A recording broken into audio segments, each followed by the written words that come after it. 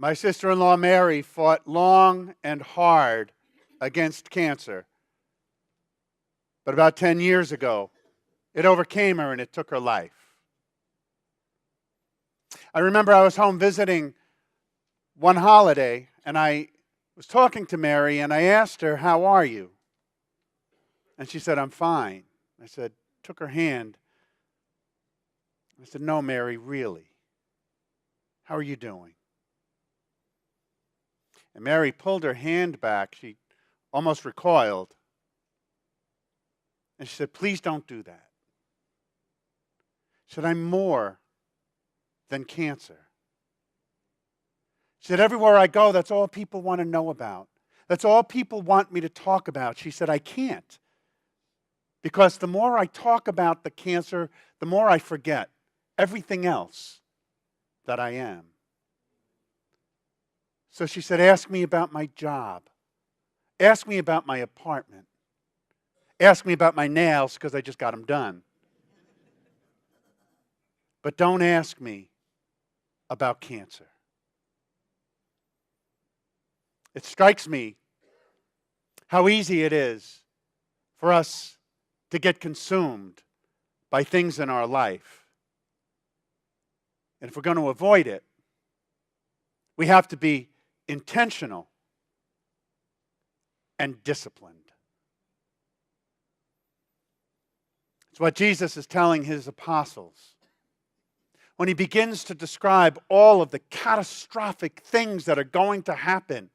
And he says people are going to die of fright. People are going to allow themselves to be consumed by an earthquake. They will be consumed by storms. They will be consumed by political upheaval and wars and sickness and illness. They will allow themselves to be consumed by it all, but not you. When you see those things happening, you stand erect and lift your head high because your redemption is at hand. Let that be what consumes you. We are not consumed by difficult times. We're not consumed by darkness. We're consumed by the promise of redemption. And he warns them, don't let your hearts get drowsy over all of the things in life that threaten to consume you. Drunkenness, or even the everyday anxieties of life. Don't let it consume you. It's a good message because we get consumed so easily. We can be consumed by something as simple as a tweet.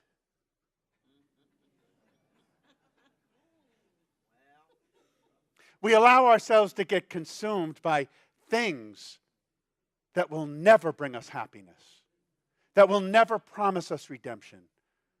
We allow ourselves to get consumed. And to this, Jesus says, be on guard. Be disciplined and be intentional because everything is threatening to consume you. But Jesus says, be consumed by redemption. Be consumed by hope. Be consumed by the power of God. Everything else will happen. But be intentional and be on alert that it does not consume you. Every year we're given the same season of Advent because it's a new year. And every year we're told the same thing.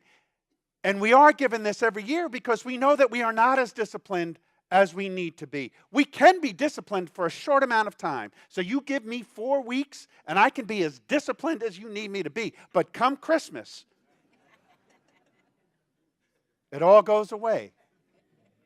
And then I just allow myself to start getting consumed by everything else over and over and over again. So every single year we're given the same readings, the same instruction.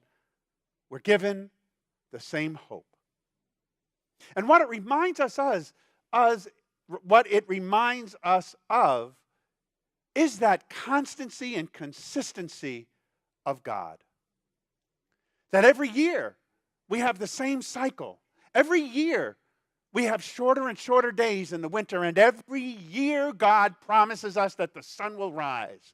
This is every year hoping that we will pick up some sort of discipline that we will carry through Christmas. But it begins today. We love New Year's. We love new things because it is a blank slate. It is a tabula rasa, and we can write on it whatever we want to. And out there are all kinds of things that want to consume you. There are political messages that say, be consumed by this. And you know, as we're investigating Russia's involvement in our elections 2 years ago, let's not forget our part in that. Because we allowed ourselves to be consumed. We saw something negative on Facebook, and we allowed it to consume us, and we shared it with all of our friends. We shared all of the things that were consuming us with other people, and it turned out not even to be correct. It turned out to be false, and we allowed it to consume us. Are we any different today than we were 2 years ago? We still allow ourselves to be consumed. We watch TV and we see commercials that are telling us to go out and spend all of our money to buy these things for your children, because if you don't, your child will be the only one in school without this toy, without these shoes, without this coat. And we're consumed by it. It makes us think that we are the only ones who can't afford to buy our children all of these things, and we are consumed by a sense of failure. We can be consumed by everything we're not. We can watch on TV how families all get together and love each other through Christmas, through all of the holiday season, and how wonderful family is. But we don't all come from that kind of a family, do we? We are not all going to go home to a family that is loving and supportive and kind and wonderful. And when we watch TV and we see all of these people with these perfect families, it can remind us of everything that our family is not, and we can be consumed by everything that we are not. We can be consumed because our parents are not together. We can be consumed because one of our family members is an addict. We can be consumed by everything our family is not, and we forget the promise of God that the light will still shine, that redemption is at hand. And we can choose what we will allow to consume us. We come to the Eucharistic table every day, and it is one of those great moments because it's not just to consume the power of God. It is to be consumed by the very thing that we do consume. It is so that that power of God can consume us. So that the love of God can consume us. So that we can be consumed by the hope of a promise that as long and as dark as any individual night may be, that sun is still going to rise. Whatever it is that is threatening to consume you in your life, job security, family security, a broken heart, whatever it is, a doctor's report, whatever it is that is threatening to consume you, let this be the first day of many days where we begin a new discipline and we become intentional to say, this will not consume me and this will not take over my life. I will be consumed by God and God alone. I will be consumed by promise. I will be consumed by hope. Darkness can only consume us if we let it.